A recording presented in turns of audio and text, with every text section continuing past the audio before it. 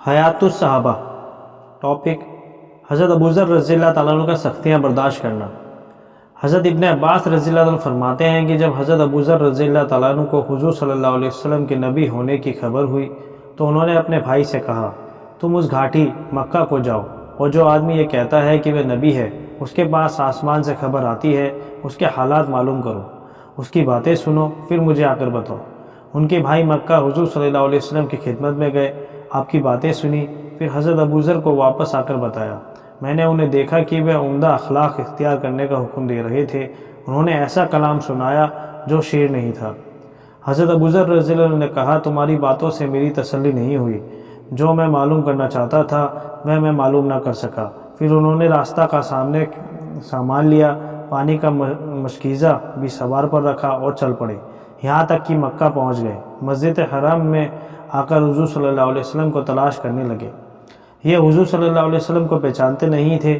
لوگوں سے حضور صلی اللہ علیہ وسلم کے بارے میں پوچھنا انہوں نے حالات کی وجہ سے مناسب نہ سمجھا۔ یہاں تک کہ رات آ گئی تو یہ وہیں لیٹ گئے، تو ان کو حضرت علی رضی اللہ عنہ نے دیکھا۔ وہ سمجھ گئے کہ یہ پردیسی مسافر ہے۔ حضرت ابوذر رضی اللہ تعالیٰ عنہ حضرت علی رضی اللہ عنہ کو دیکھ کر ان کے پیچھے ہو لیے۔ حضرت علی رضی اللہ عنہ نے ان کی میزبانی کی، لیکن دونوں میں سے کسی نے ایک دوسرے سے کچھ نہ کہا۔ یوں ہی صبح ہو گئی۔ وہ اپنا مشکیزہ اور زادے سفر لے کر پھر مسجد حرم آ گئے۔ سارا دن وہیں رہے۔ حضور صلی اللہ علیہ وسلم نے ان کو نہ دیکھا، یہاں تک کہ شام ہو گئی۔ یہ اپنے لیٹنے کی جگہ واپس آئے۔ حضرت علی رضی اللہ تعالیٰ عنہ کا ان کے سامنے سے گزر ہوا۔ انہوں نے کہا، کیا اس آدمی کے لیے اس بات کا وقت نہیں آیا کہ اپنا ٹھکانہ جان لے؟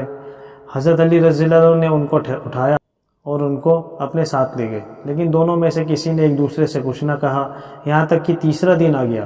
پھر حضرت علی نے پہلے دن کی طرح کیا، یہ ان کے ساتھ چلے گئے۔ پھر حضرت علی رضی اللہ عنہ نے ان سے کہا، کیا تم مجھے بتاتے نہیں کہ تم یہاں کس لیے آئے ہو؟ حضرت ابوذر رضی اللہ عنہ نے کہا، میں اس شرط پر بتاؤں گا کہ تم مجھے عہد و پیمان دو کہ تم مجھے ٹھیک ٹھاک بتاؤ گے۔ حضرت علی نے وعدہ فرمایا تو حضرت ابوذر نے ان کو اپنے آنے کا مقصد بتایا۔ حضرت علی نے کہا کہ یہ بات حق ہے، وہ اللہ کے رسول صلی اللہ علیہ وسلم ہیں۔ جب صبح ہو تو تم میرے پیچھے چلنا۔ اگر میں ایسی کوئی چیز دیکھوں گا جس سے مجھے تمہارے بارے میں خطرہ ہوگا تو میں پیشاب کرنے کے بہانے رک جاؤں گا، تم چلتے رہنا۔ اگر میں چلتا رہا تو تم میرے پیچھے چلتے رہنا، اور جس گھر میں میں داخل ہوں اس میں تم بھی داخل ہو جانا۔ تو ایسے ہی ہوا۔ حضرت علی کے پیچھے چلتے رہے، یہاں تک کہ حضرت علی حضور صلی اللہ علیہ وسلم کی خدمت میں حاضر ہو گئے۔ یہ بھی ان کے ساتھ خدمت میں حاضر ہو گئے۔ انہوں نے حضور صلی اللہ علیہ وسلم کی بات سنی اور اسی جگہ مسلمان ہو گئے۔ حضور صلی اللہ علیہ وسلم نے ان سے فرمایا، اپنی قوم کے پاس واپس چلے جاؤ، انہیں ساری بات بتاؤ، تم وہیں رہو یہاں تک کہ میں تمہیں حکم بھیجوں۔ حضرت ابوذر نے کہا، اس ذات کی قسم جس کے قبضے میں میری جان ہے، میں توحید کے اس کلمے کا کافروں کے بیچ میں پورے زور سے اعلان کروں گا۔ پھر وہاں سے چل کر مسجد حرم آئے، اونچی آواز سے پکار کر کہا، اشہد ان لا الہ الا اللہ واشہد ان محمد رسول اللہ۔ یہ سن کر مشرک کھڑے ہو گئے، ان کو اتنا مارا کہ ان کو لٹا دیا۔ اتنے میں حضرت عباس آ گئے، وہ ان کو بچانے کے لیے ان پر لیٹ گئے۔ انہوں نے کہا، تمہارا ناس ہو، کیا تمہیں معلوم نہیں یہ قبیلہ غفار کا آدمی ہے، اور مجھے ملک شام کا تمہارا تجارتی راستہ اسی قبیلے کے پاس سے گزرتا ہے۔ اور حضرت عباس نے ان کو کافروں سے چھٹا لیا۔ اگلے دن حضرت ابوذر نے پھر ویسے ہی کیا، پھر کافروں نے ان پر حملہ کر دیا، ان کو مارا۔ پھر حضرت عباس بچانے کے لیے ان پر لیٹ گئے۔ امام بخاری نے حضرت ابن عباس رضی اللہ عنہ کی روایت میں یوں نقل کیا ہے کہ انہوں نے اعلان کیا، اے قریش کے لوگوں سن لو۔ کافروں نے کہا، پکڑو اس دین کو۔ پھر وہ سب کھڑے ہو کر مجھے مارنے لگے، مجھے اتنا مارا گیا کہ میں مرنے کے قریب ہو گیا۔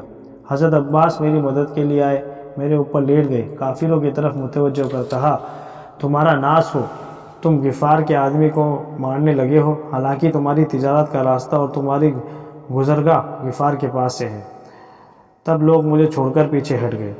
جب اگلا دن ہوا تو میں نے اونچی آواز سے پہلے دن کی طرح پھر کلمہ شہادت کافروں کے بیچ میں پڑھا۔ پھر کافروں نے کہا، پکڑو اس بددین کو۔ اس لیے اس دن بھی میرے ساتھ ویسا ہی سلوک ہوا جو اس سے پہلے دن ہوا تھا۔ اور پھر حضرت عباس میری مدد کے لیے آئے، مجھ پر لیٹ گئے، کافروں سے وہی بات کہی جو پہلے دن کہی تھی۔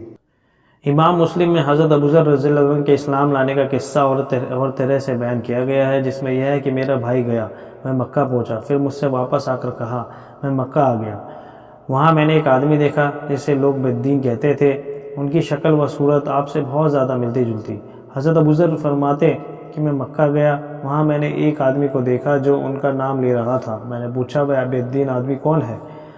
یہ سن کر وہ آدمی میرے بارے میں چیخ چیخ کر کہنے لگا، یہ بددین ہے، یہ بددین ہے۔ لوگوں نے مجھے پتھروں سے اتنا مارا کہ میں پتھر سے لال بت کی طرح سے ہو گیا۔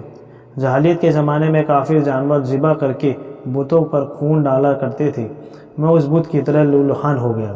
پھر میں کعبہ اور اس کے پردوں کے بیچ چھپ گیا، 15 دن رات اس میں یوں ہی چھپا رہا۔ میرے پاس آب زمزم کے علاوہ کھانے پینے کی کوئی چیز نہیں تھی۔ حضور صلی اللہ علیہ وسلم حضرت ابوبکر رضی اللہ تعالیٰ عنہ مسجد حرم میں ایک دن آئے، میری ان سے ملاقات ہوئی۔ اللہ کی قسم سب سے پہلے میں نے آپ کو اسلامی طریقے کے مطابق سلام کیا۔ میں نے کہا، اللہ کے رسول صلی اللہ علیہ وسلم السلام علیکم۔ آپ نے فرمایا، وعلیکم السلام ورحمۃ اللہ وبرکاتہ، تم کون ہو؟ میں نے کہا، بنو غفار ایک آدمی ہوں۔ آپ کے ساتھی حضرت ابوبکر نے کہا، مجھے آج رات ان کو اپنا مہمان بنانے کی اجازت دے دیں۔ پھر وہ مجھے اپنے گھر لے گئے جو مکہ کے نچلے حصے میں تھا۔ انہوں نے مجھے کچھ مٹھی کشمش لا کر دی۔ پھر میں اپنے بھائی کے پاس آیا اور میں نے اسے بتایا کہ میں مسلمان ہو گیا ہوں۔ اس نے کہا، میں بھی تمہارے دین پر ہوں۔ پھر ہم دونوں اپنی ماں کے پاس گئے، انہوں نے بھی یہی کہا کہ میں تم دونوں کے دین پر ہوں۔ پھر میں نے اپنی قوم کو جا کر دعوت دی، ان میں سے کچھ لوگوں نے میری تابعداری کی اور وہ مسلمان ہو گئے۔ حضرت ابوذر رضی اللہ عنہ فرماتے ہیں، میں مکہ میں حضور صلی اللہ علیہ وسلم کے ساتھ ٹھہر گیا۔ آپ نے مجھے اسلام سکھایا، میں نے کچھ قرآن بھی پڑھ لیا۔ پھر میں نے کہا، اللہ کے رسول صلی اللہ علیہ وسلم میں اپنے دین کا اعلان کرنا چاہتا ہوں۔ آپ نے فرمایا، مجھے تمہارے بارے میں خطرہ ہے، تم کو قتل کر دیا جائے گا۔ میں نے کہا، چاہے مجھے قتل کر دیا جائے لیکن میں یہ کام ضرور کروں گا۔ آپ خاموش ہو گئے۔ مسجد حرم میں قریش حلقے لگا کر بیٹھے ہوئے تھے، باتیں کر رہے تھے۔ میں نے وہاں جا کر زور سے کہا، اشہد ان لا الہ الا اللہ واشہد ان محمد رسول اللہ۔ یہ سنتے ہی وہ تمام حلقے ٹوٹ گئے اور وہ لوگ کھڑے ہو کر مجھے مارنے لگے۔ مجھے لال بت بنا کر چھوڑا اور ان کا یہ خیال تھا کہ وہ مجھے قتل کر چکے ہیں۔ جب مجھے کچھ سکون ہوا تو میں حضور صلی اللہ علیہ وسلم کی خدمت میں آیا۔ آپ نے میرا یہ حال دیکھ کر فرمایا، کیا میں نے تم کو منع نہیں کیا تھا؟ میں نے کہا، اے اللہ کے رسول صلی اللہ علیہ وسلم، یہ میرے دل کی چاہت تھی جسے میں نے پورا کر لیا۔ میں حضور صلی اللہ علیہ وسلم کے پاس ٹھہر گیا۔ پھر آپ نے فرمایا، اپنی قوم میں چلے جا، جب تمہیں ہمارے غلبے کی خبر ملے تو میرے پاس آ جانا۔ ایک روایت میں حضرت ابوذر رضی اللہ عنہ فرماتے ہیں کہ میں مکہ گیا تو وادی مکہ کے تمام لوگ مجھ پر ہڈیاں اور ڈھیلے لے کر ٹوٹ پڑے۔ مجھے اتنا مارا کہ میں بے ہوش ہو کر گر گیا۔ جب مجھے ہوش آیا، میں اٹھا تو میں نے دیکھا کہ میں پتھر کے لال بت کی طرح سے لولہان ہو گیا ہوں۔